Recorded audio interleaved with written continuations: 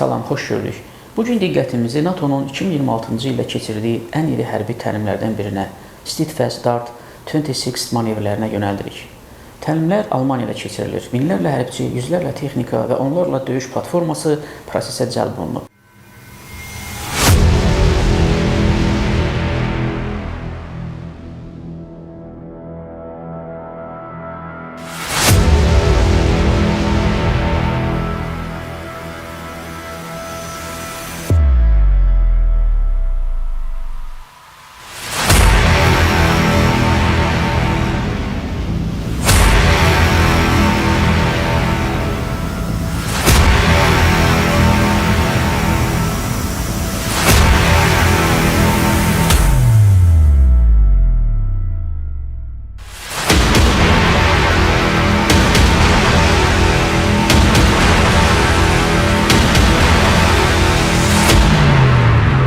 Amma bu təlimləri adi NATO manevrlərindən fərqləndirən mühüm bir detal var.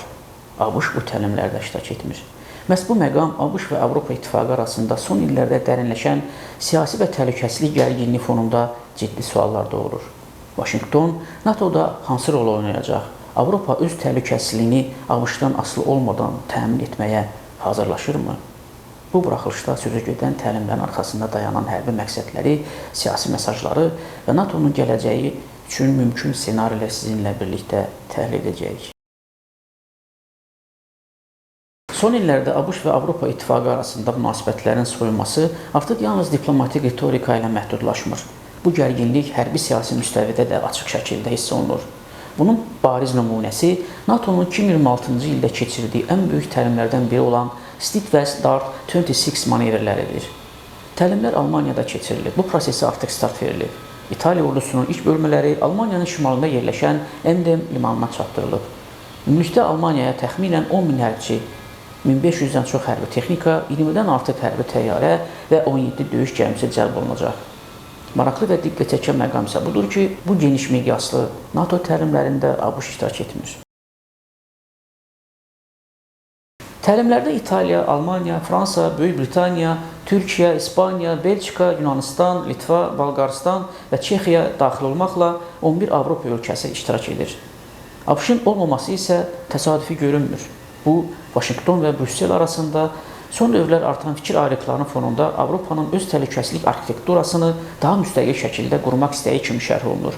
ABŞ-da NATO'nun maliyyələşdirilməsi, Avropanın müdafiə xərcləri və Ukrayna müharibəsi ilə bağlı mövzular uzun müddətdir müzakirə və gərginlik mövzusudur. Təlimlər faktiki olaraq Avropaya belə bir mesaj verir. ABŞ olmadan da NATO daxilində sürətli və koordinasiyalı hərbi əməliyyat mümkündürmü? Təlimlərin əsas məqsədi nədir? Rəsmi açıqlamalara görə təlimlərin əsas məqsədi alyans daxilində qüvvələrin sürətli və koordinasiyalı şəkildə bir ölkədən digərinə köçürülməsini sınaqdan keçirməkdir. Burada yalnız quru qoşunları deyil, eyni zamanda hərbi hava qüvvələri, hərbi dəniz qüvvələri, kiber müharibə bölmələri, kosmik komponentlər aktiv şəkildə iştirak edir. Xüsusilə diqqət çəkən məqam bu təlimlərin yeni yaradılmış Allied Reaction Force, müttəfiq reaksiya qüvvələri üçün ilk real sınıq olmasıdır. Bu qüvvələr NATO'nun Niderlandın Brünsum şəhərində yerləşən qərargahı tərəfindən idarə olunur və əsasən alyansın şərq cinahına və Almaniyaya cavabdehdir. Əlbəttə, ABŞ-ın bu təlimlərdə iştirak etməməsi NATO'dan çıxmaq anlamına gəlmir. Lakin bu, alyans daxilində rol bölgüsünün dəyişdiyini, Avropanın isə getdikcə daha çox strateji muxtariyyət axtardığını göstərir. Əgər bu tendensiya davam edərsə, gələcəkdə NATO iki əsas sütun üzərində formalaşa bilər. ABŞ-ın rəhbərlik etdiyi qlobal hərbi blok, Avropanın öz təhlükəsizliyini daha çox öz üzərinə götürdüyü regional NATO modeli. Steadfast Dart 26 isə bu keçidin ilk ciddi hərbi sınaqlarından biri kimi tarixə düşə bilər. Beləliklə, Steadfast Dart 26 təlimləri bir daha göstərdi ki, NATO artıq yalnız klassik hərbi alyans deyil, eyni zamanda dəyişən geosiyasi reallıqlara uyğunlaşan siyasi platformadır. ABŞ-ın bu manevrlərdə iştirak etməməsi, alyansın dağılması demək olmasa da, Avropanın getdikcə daha çox strateji müstəqillik axtarışında olduğunu açıq şəkildə ortaya qoyur. Bu isə gələcəkdə NATO daxilində güc balansının dəyişə biləcəyinə işarə edir. Qarşıdakı illərdə əsas sual bu olacaq. NATO vahid hərbi güc kimi qalacaq, yoxsa ABŞ və Avropa arasında funksional olaraq iki ayrı təhlükəsizlik xətti formalaşacaq? Bu mövzu ətrafında prosesləri diqqətlə izləməyə davam edəcəyik. Bizi izlədiyiniz üçün təşəkkür edirik.